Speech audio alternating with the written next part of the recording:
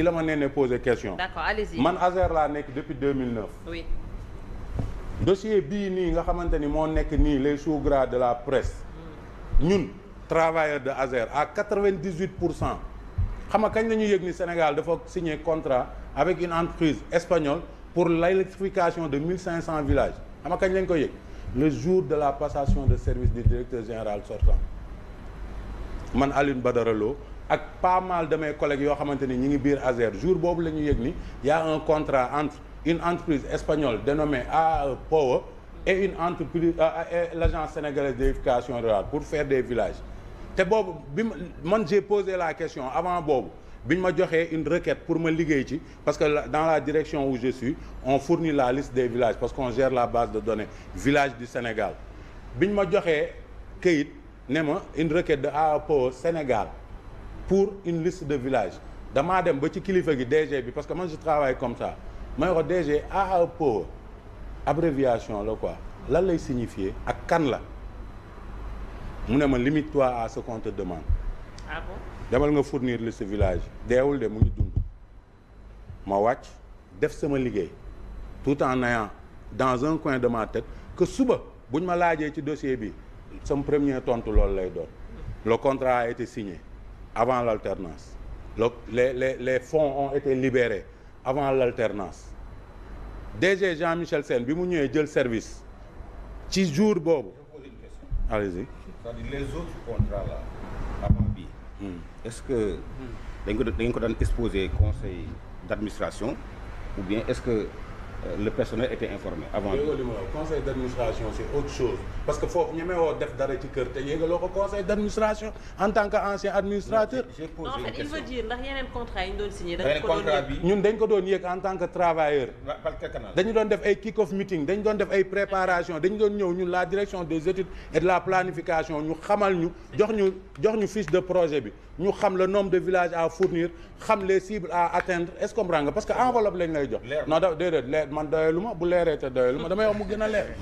est-ce que comprends nga dama ne bu ñu la joxee enveloppe ne la enveloppe bi 91 milliards la yow da nga am ay études techniques ak ay études démographiques yoo war a def pour atteindre une cible plus large. les villages bénéficiaires. noonu lay demee parce que doo ne am naa 91 milliards rek damay électrifier Thiaroye ginnaaw raay ak fële non dafa am ay cibles à atteindre moo tax loolu yëpp ça doit faire l'objet des comités de direction yoo xamante ni dañ ciy liggéey mais projet bi AAPO EPC bu ñuy signé ak Azer loolu amul lu tax amul nag dafa am lu ko waral parce que y avait un démarcheur du projet en la personne de Seydou Kane moom moo dem ba créer la société AAPO Sénégal en février 2024 loolu yëpp il faut ñu koy bind di jàpp date yi en février 2024 la AAPO Sénégal juddu alors que AAPO EPC yàgg na exister man xawma ko sénégalais yi xamuñu ko mais ki jiite woon Azer ak ñi muy liggéeyal xam nañ ko ba signé ak moom un contrat de 91 milliards léegi Bachir dafa wax lu am importance mu ne jàpp nit ku def surfacturation ba pare continuer di négocier ak moom Azer négocier wul ak Seydou Kane l'auteur de la surfacturation c'est Seydou Kane parce que il était prestataire en tant que fournisseur de poteaux ci biir projet bi maanaam marché bi lépp lu jëm ci fourniture de poteaux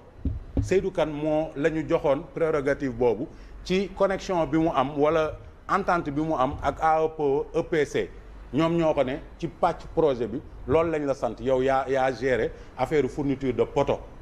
Seydou Kane mooy defar boot espagnol yi ñoo ko wax loolu espagnol yi ñoom ñoo ko wax loolu de waaw parce que sénégalais yi ba léegi Azer bi ñu signé contrat bi ak AAPO EPC moom mooy suñu interlocuteur de espagnol ya mooy suñu interlocuteur ñun Seydou Kane du suñu interlocuteur Seydou Kane tey jii ñëpp ñi toog di ko défendre du kenn kuy génne benn document bu lié Seydou Kane ak Azer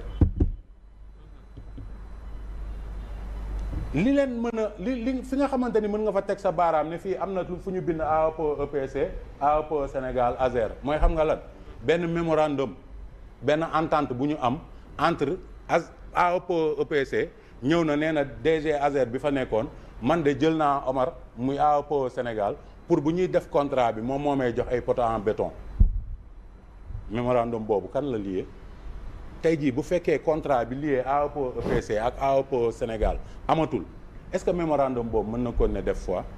dafa am nag processus bu daw ba nga xamante ni diggante bi lié woon AEPO EPC ak Seydou Kane AEPO Sénégal loolu dafa yàqu c'est pas de la faute de Azer c'est pas de la faute du gouvernement du Sénégal ñaari nit yu déggoo pour liggéey la man c'est Omar ma sekk ak yow deal nga ñëw bëgg ma dóor ci biir deal boobu ma dem ba xam ni yow da nga ma bëggoon dóor ma am preuve bi téye ci sama loxo est-ce que je suis forcé de continuer à travailler avec toi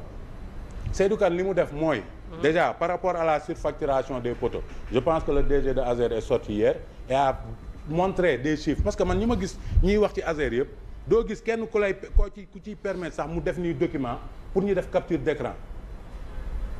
wax nañ ma dégg naa est-ce que poser question à insigner ak wax lu la wóorul depuis le début du kenn koo xamante ni génne na kayit te ñun waa Azer saa yi ñu génnee dañuy teg ay kayit ci kaw table bi ba ci démb DG bi muy def sa sortie il vous a dit où était la surfacturation poto buy jar 200 000 ñu jaayee ko 1 million poto buy jar lii ñu jaayee ko ñu bëgg ko jëndee lii poto buy jar lii ñu bëgg ko jëndee lii mu ne loolu marché bi yëpp mënuma toog fii nii sans les documents pour wax la ñaata poto la mais biñ ko évaluer loolu noonu li mu surfacturé ci poto yi wala mën nañ ko tuddee sax surestimation parce que jotul jàll biñ ko évaluer c'était une enveloppe de 15 milliards 900 et quelques millions mais loolu la ñu jël ñu traduire ko en village supplémentaire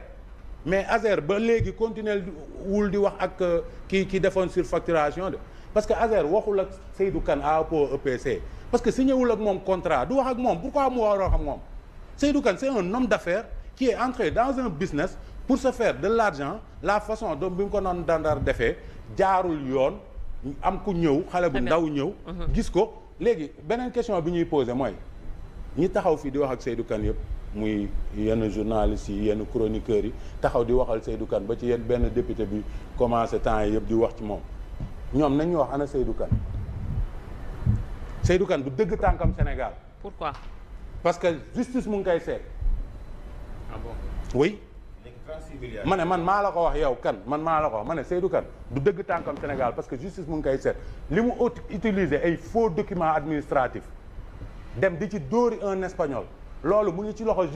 justice mu ngi koy wër. Seydou Kane mandat d'arrêt contre lui. Non, il n'y a pas un mandat d'arrêt. Il a été convoqué pour une comparution. C'est juste une convocation. bi ñu ko convoqué pour une comparution la daw Sénégal ba léegi dëggul tànkam Sénégal. Maintenant disparition.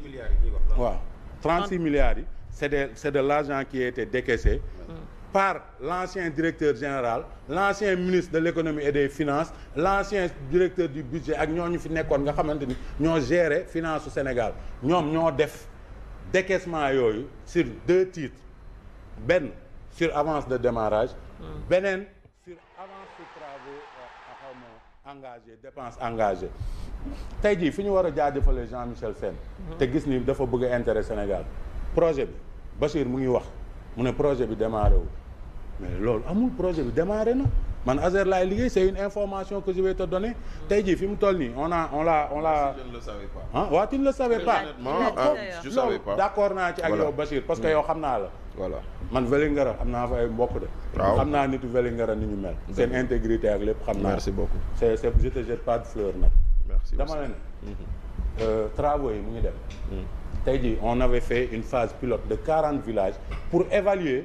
le temps bi nga xamante ni moom la ñu mën a imposer les entreprises qui exécutent le marché Très pour bien. wax leen ci temps boobu lañ ko bëgg a am D'accord. tey jii au niveau de Ziguinchor au niveau de Mbour au niveau de Kaolack au niveau de des 14 régions am na ay villages pilotes yoo xamante ni tey samp nañu poto yi ñi ngi tirer lignes yi te incha allah en fin juin Très bien. on va faire la mise en service de ces villages là kon projet bi mu ngi dox Très bien. Alors